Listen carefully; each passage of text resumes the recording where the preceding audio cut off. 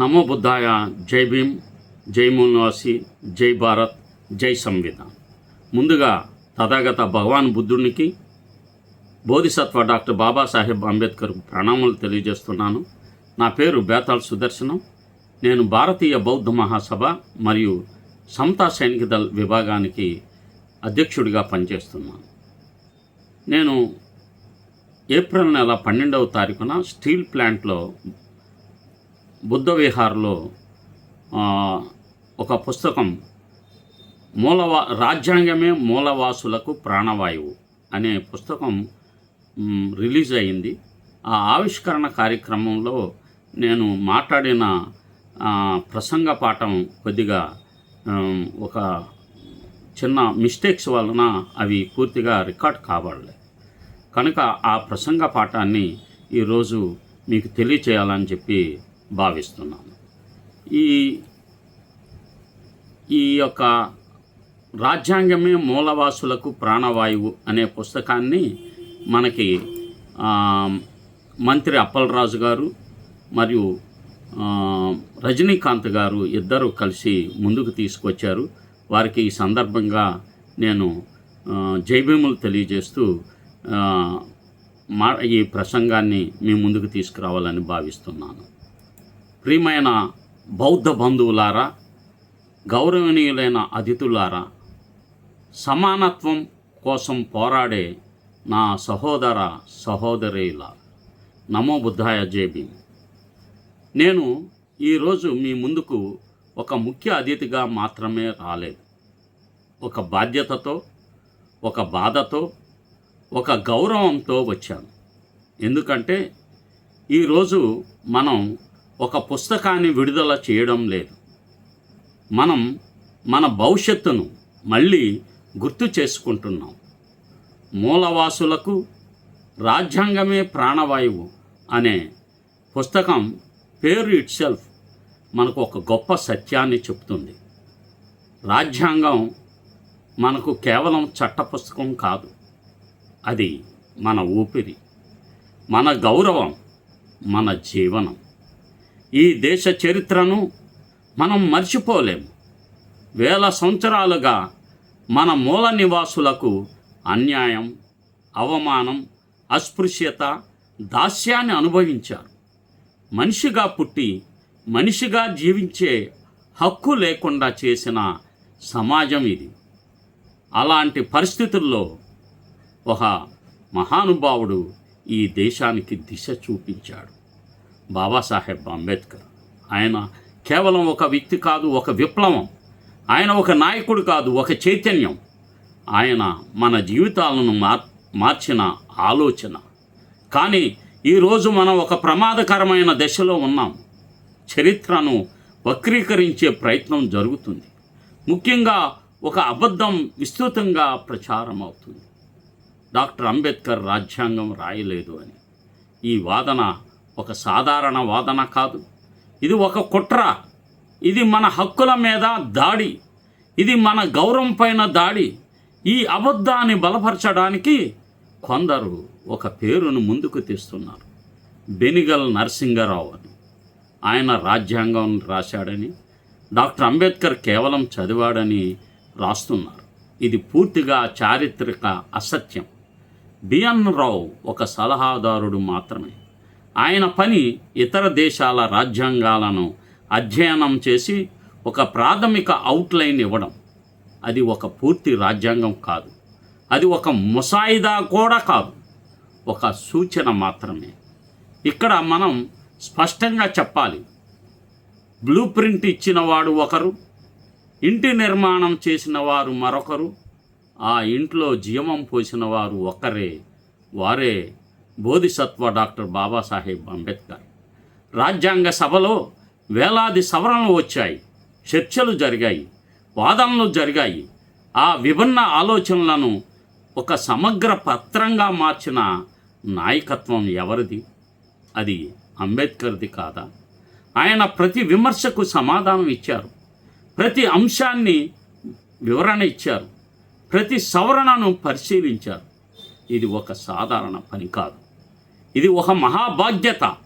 అందుకే మనం గట్టిగా చెప్పాలి, రాజ్యాంగం అందరి చర్చల ఫలితం. కానీ దానికి ప్రాణం పోసింది మాత్రం ఒక్కరే, వారే బోధిసత్వ డాక్టర్ బాబాసాహెబ్ అంబేద్కర్.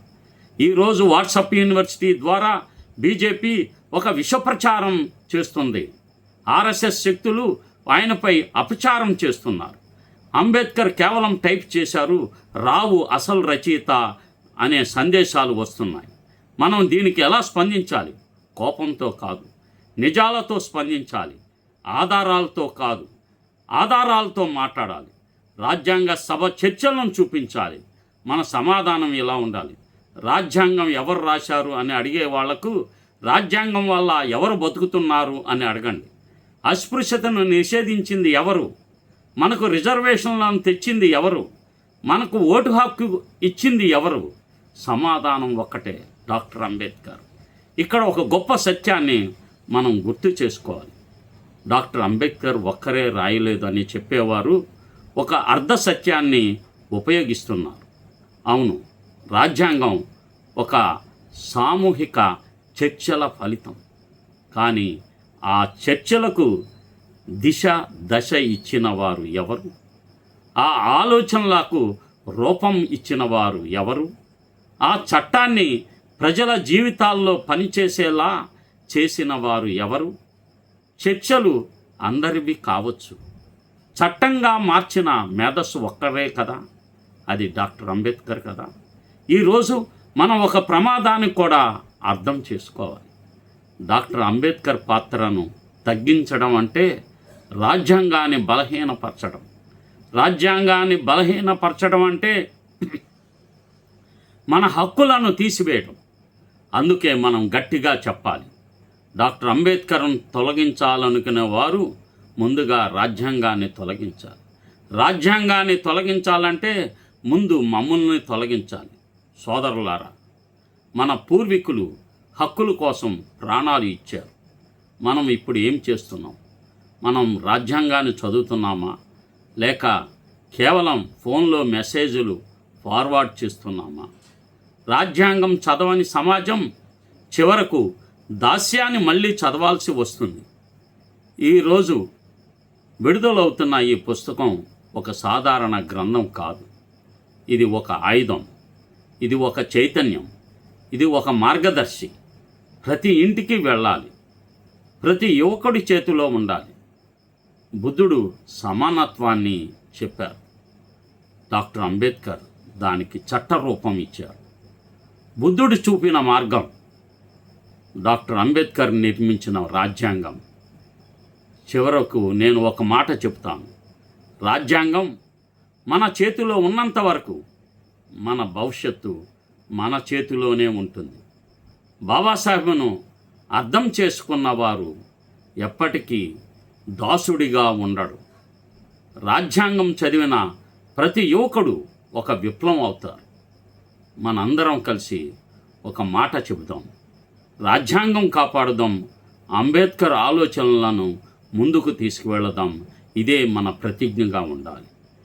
ఈ బాబాసాహెబ్ జయంతిని లేక తథాగత భగవాన్ బుద్ధుడి జయంతి రోజున మద్యాన్ని నిషేధించాలని ఆ రోజు ఒక ప్రతిజ్ఞ కూడా సభలో చేయటం జరిగింది.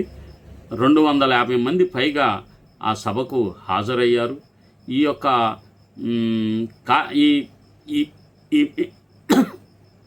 ఈ మీటింగు సక్సెస్ అవ్వడానికి ముఖ్య కారణం ఏంటంటే ఈ పెద్దవారు మంత్రి అప్పలరాజు గారు, అలాగే నాగబత్తుల పెద్దవారు ఇంకా కొంతమంది వారికి సహకారం అందించి ఫీల్డ్ వర్క్ చేశారు. ఆర్గనైజింగ్ స్కిల్స్ అంటే అవి. ఒక నెల పాటు ఫీల్డ్ వర్క్ చేసి ప్రతి ఒక్కరికి ఈ సమాచారం ఇచ్చి అందరినీ బుద్ధ విహార్కు రప్పించి వారికి భోజనాలు పెట్టి ఉచితంగా ఒక పుస్తకం వారి చేతిలో పెట్టారు. అందువలన ఆ మీటింగు సక్సెస్ అయింది. ఈ పుస్తకంకి ఒక పుస్తకం 40 రూపాయలు పడవచ్చు దగ్గరగా. కానీ